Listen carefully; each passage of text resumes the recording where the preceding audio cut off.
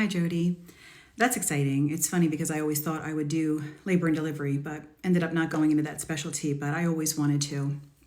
So for me, I'm going into my fourth year in hospice, in the specialty of hospice.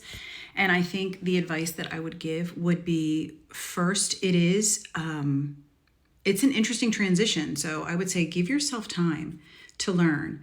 I remember feeling a little lost in the beginning because, again, when you transition to a different specialty, there's a lot to learn. And so honestly, I would give yourself a solid year to really feel comfortable. Don't get frustrated.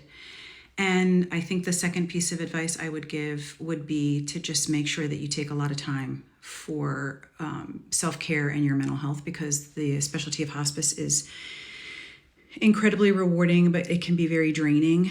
It is not normal to think about death every day.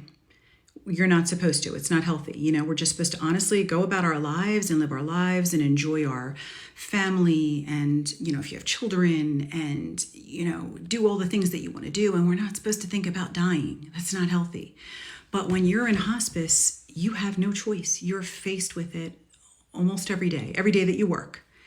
And so what I've done is I recently I've always been PRN with hospice. So I've been PRN for the last 4 years. I had a full-time position before this in a hospital, and I am now PRN because it's just difficult for me to do this 5 days a week. And so I know that's not feasible for everybody.